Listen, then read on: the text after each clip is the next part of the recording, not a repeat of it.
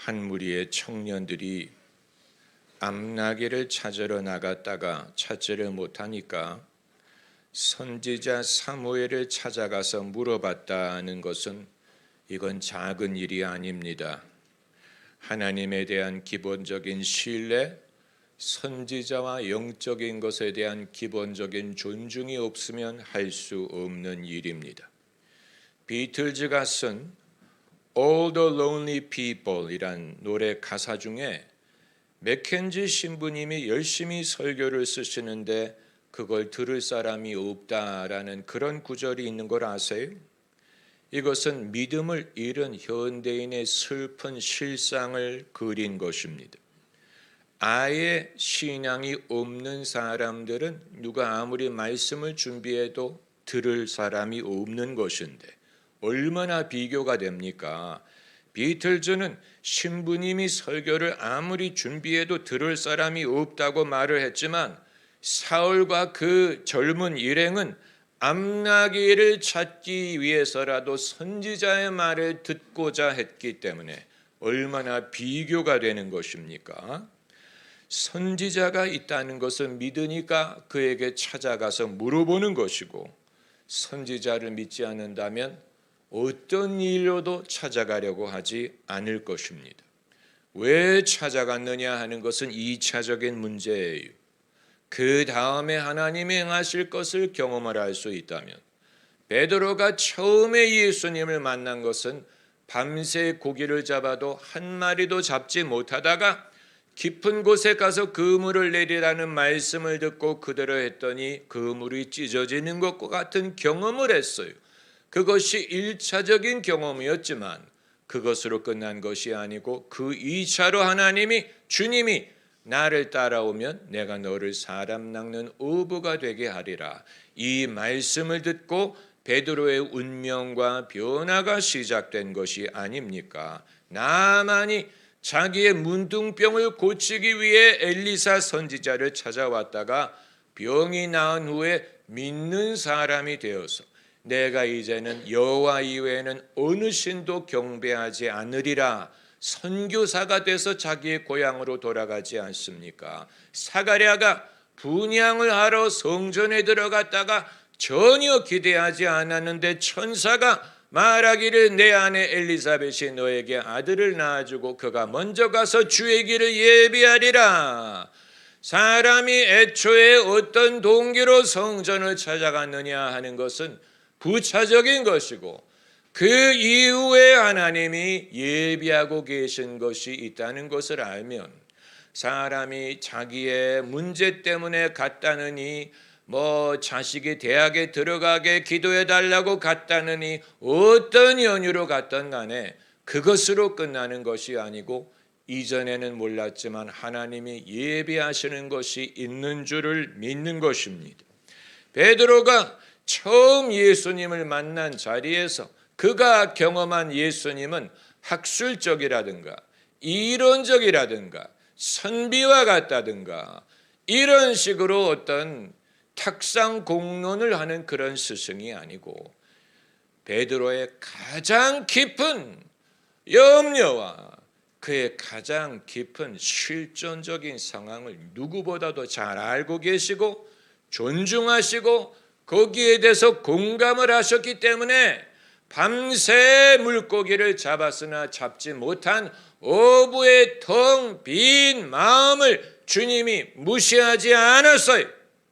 그것을 주님은 갚아주기를 원했고 위로해 주기를 원하셨어요.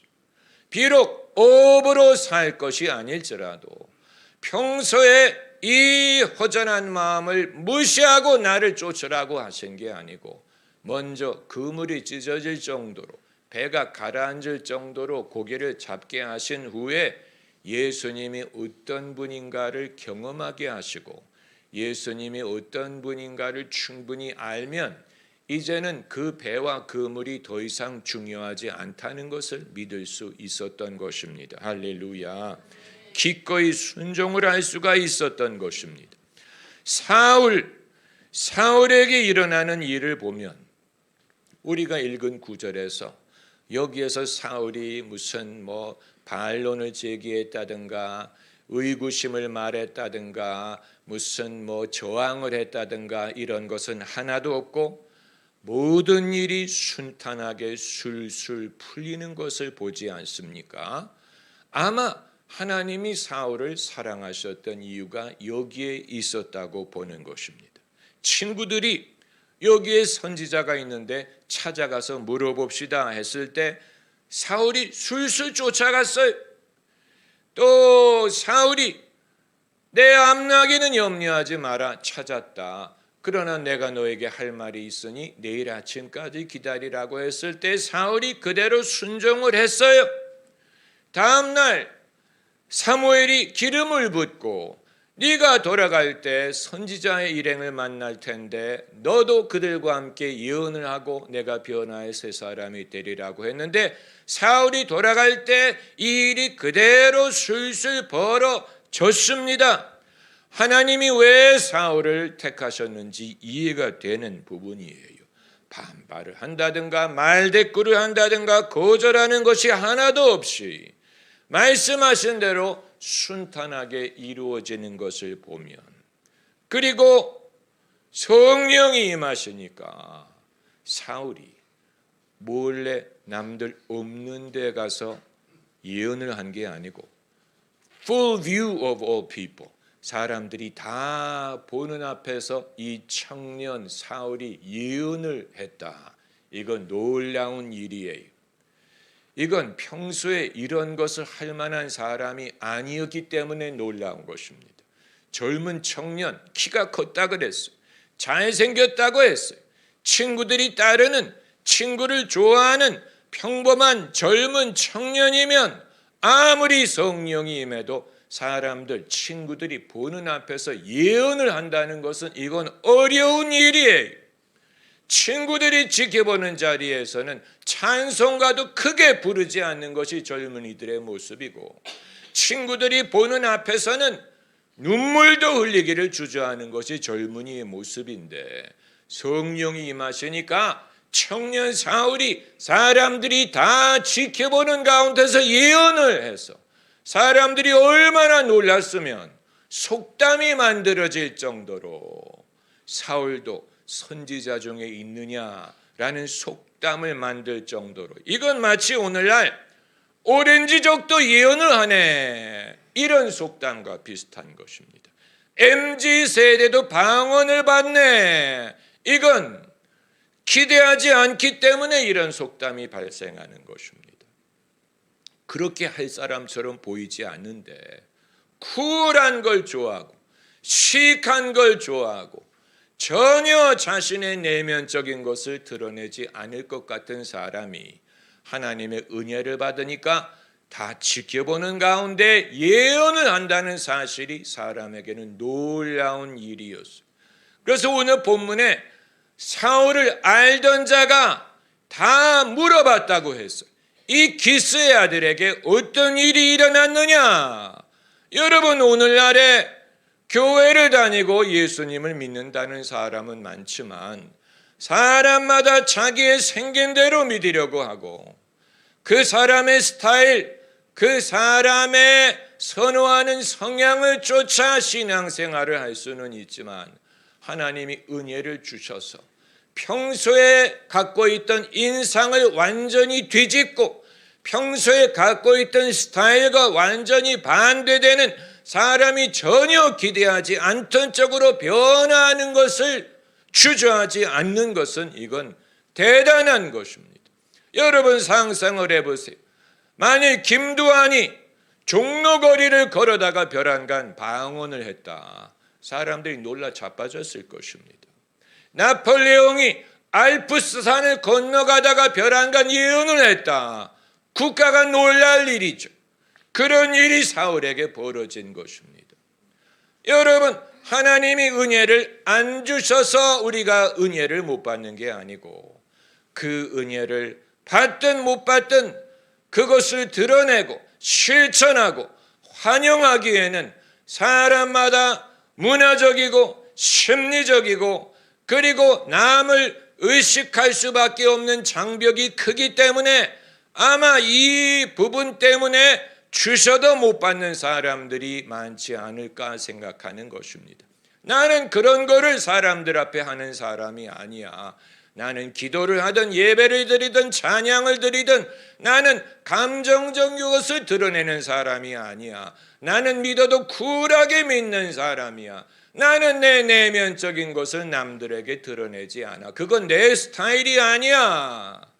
이런 것이 의외로 하나님이 요구하시는 것은 자기의 성향과 자기의 어떤 모습과 그동안의 습관과 사람들이 갖고 있는 인상을 깨뜨려야 되는 면이 많이 있는데 이 부분에 대해서 주저하고 남의 눈치를 보고 그리고 창피하다고 생각을 하게 되면 여러분 왜 하나님이 대놓고 예수님을 믿으라고 하십니까? 왜 세례를 받을 때 몰래 자기들만이 세례를 받지 모든 회중이 지켜보는 앞에서 세례를 받게 하십니까? 왜 성령이 임하셔서 성령을 받을 때 왜 사람들이 지켜보는 가운데서 그렇게 하십니까? 오순절 다락방에 성령이 임하실 때 남들이 봤으니 그 사람들이 놀란 것이 아닙니까? 왜 이런 것을 드러내게 하십니까? 이것은 마음으로 믿어 의에 이르고 입으로 시인하는 사람들에게 시인하는 내가 이제는 신앙이니요 내가 이제는 하나님의 사람이요 내가 변하여 새 사람이 되었다는 것을 시인할 때 공개할 때 감추려고 하지 않을 때 거기에 하나님에게 영광이 되고 그것이 하나님의 진리라는 것을 증거하는 면이 있기 때문에 그런 것입니다. 왜 사람이 예수님을 믿을 때 몰래 아무도 몰래 믿게 하지 프라이버시를 보호하지 왜 대놓고 사람들 앞에 예수님을 영접하게 하고 사람들 앞에 일어나라고 하고 사람들 앞에 걸어 나오라고 하느냐? 예수님이 십자가에 달려 세상 죄를 감당하실 때 몰래 달리신 게 아니고 만민이 지켜보는 가운데 예수님이 십자가에서 달리셨기 때문에 만민이 지켜보는 가운데 예수님이 세상 죄를 지셨기 때문에 우리가 예수님을 우리의 구주로 믿을 때도 만민이 지켜보는 가운데 내가 예수님을 믿노라 고백하는 것이 옳은 것입니다. 그 면이 분명히 있어요. 하나님의 역설적인 면, 하나님의 역설적인 면. 그리하여 겁이 많고 소극적인 디모데에게 은혜를 주심으로 디모데가 자기 인생을 살았더라면 결코 하지 않을 담대한 일, 사람들 앞에 나타나는 일, 담대함으로 가르치는 일, 담대함으로 이 모든 일을 하게 하심으로 역설적인 것이지. 너희의 부르심을 보라. 너희 중에 세상적으로 강한 자, 부한 자, 지혜로운 자가 많지 않으나 하나님이 약한 자를 택하여 강한 자를 웃게 하고 미련한 자를 택하여 지혜로운 자를 부끄럽게 하신다. 이것이 하나님의 역설이 역설 안 그럴 것 같은 거기에 안 맞는 평소에 그런 성향이 없는 사람들을 불러다가 평소에 자기의 인생이라면 결코 하지 않을 만한 일을 하나님의 은혜로 시킴으로써 이게 이 사람으로 말미암는 것이 아니고 하나님으로서 말미암는다는 증거가 되게 하시는 것입니다.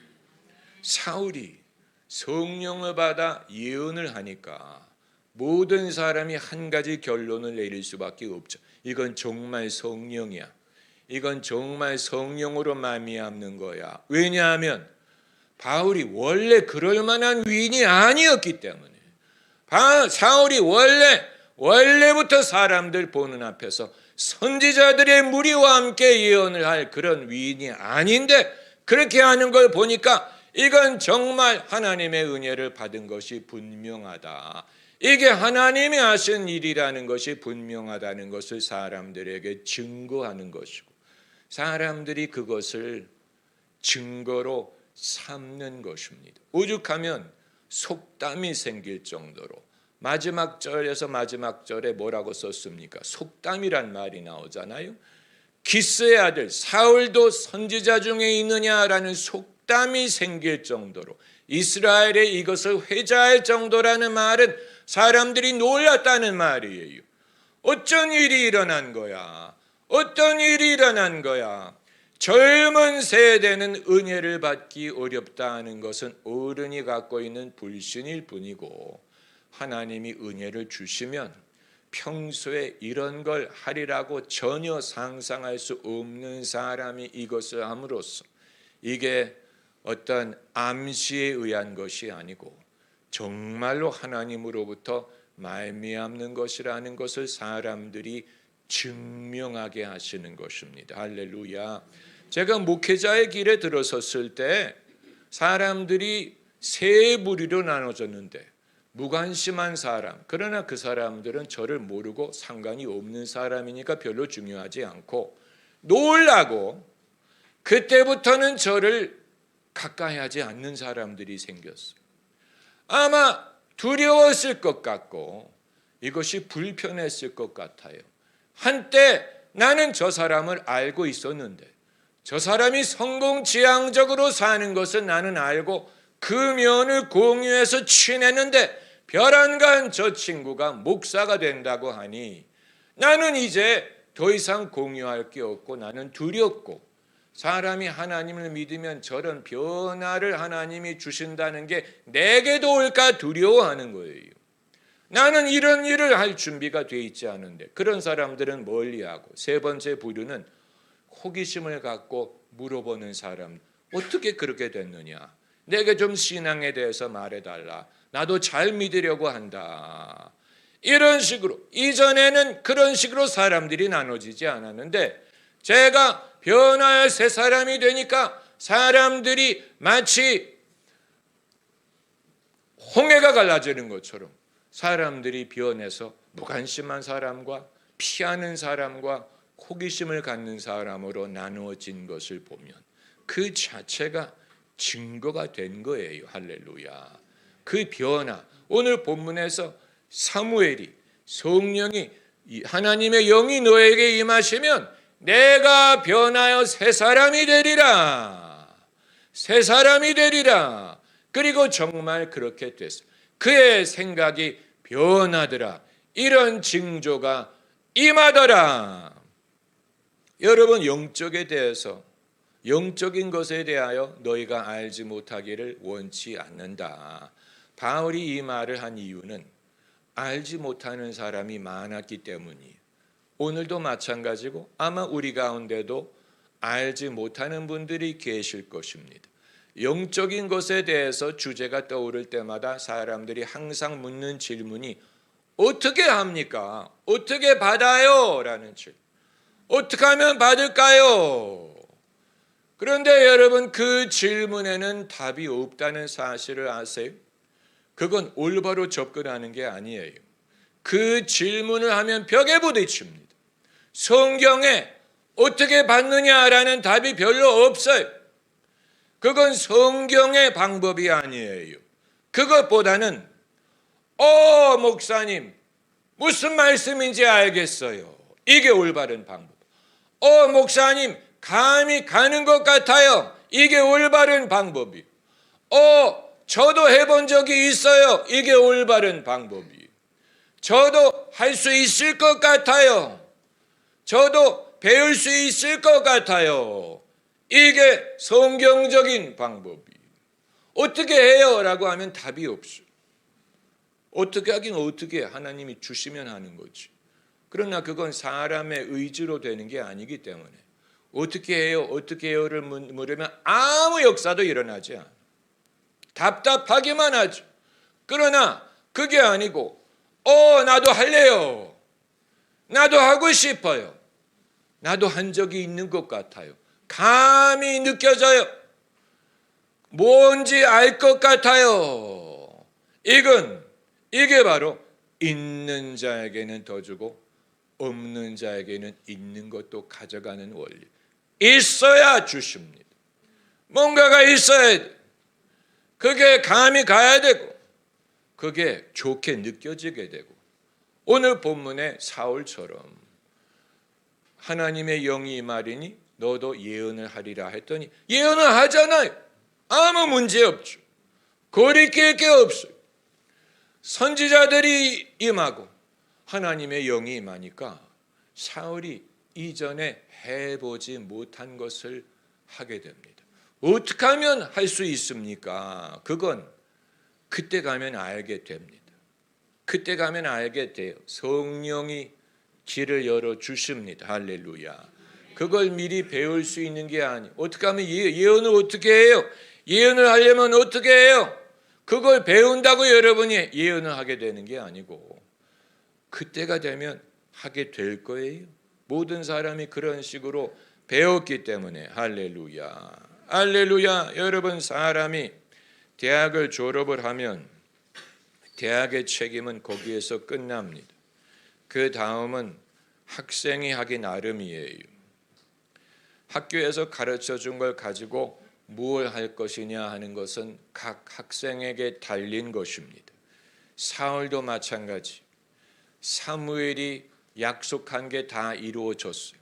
누가 너에게 뭐를 줄 것이고, 누가 너에게 포도주를 주고 떡을 주고, 그리고 내가 선지자를 만나고 성령이 임하고 내가 성령을 받고 예언을 하고 변화해서 사람이 되리라. 그대로 다 이루어졌어요. 이제 이것을 가지고 무엇을 할 것이냐 하는 것은 사울이 스스로 찾아야 하는 몫이에요. 믿음을 실천하는 것, 하나님을 순종하는 것, 하나님의 약속을 성취되는 것을 경험하는 것, 이 모든 것은 누가 내 손을 잡아주고 계속 약속을 계속 반복하고 그렇게 해서 되는 게 아니고 하나님은 당신의 약속을 주셨기 때문에 이제 내가 학교에서 졸업생이 취업을 하든 유학을 가든 자기가 그것을 가지고 나름대로 해야 되는 것처럼 이제 하나님이 은혜와 말씀을 주셨으니 이것을 가지고 내가 내 길을 믿음으로 가리라. 이렇게 하면서 물 위를 걷기도 하고 이렇게 하면서 니누의 성을 회개하게 하기도 하고 이렇게 함으로 사마리아를 복음하기도 하고 이렇게 함으로 하나님의 약속하신 것을 우리가 경험할 수 있는 것입니다. 할렐루야. 놀라운 일이 아니에요. 놀라운 일이에요. 내가 무엇이 부족해서 못해 라고 생각하면 안 되고 이미 약속을 주셨어. 이미 은혜를 주셨어. 하나님은 신실하셔. 이걸 믿고 믿음의 발을 떼기 시작하면 일들이 일어나기 시작합니다. 여러분, 그것을 우리는 믿어야 됩니다. 일들이 안 시작하면 어떡할까? 그건 불신. 일어나요. 사람을 만나게 되고 돕는 사람을 만나게 되고 길이 열리게 되고 어둠 속에서 옥문이 열리는 것을 경험하고 나를 두둔해주는 사람을 만나게 되고 나 말을 믿어주는 사람을 만나게 되고 할렐루야 할렐루야 한 드라크마를 입에 문 생선을 잡게 되고 하나님이 채워주시는 것을 경험하게 되는 것입니다.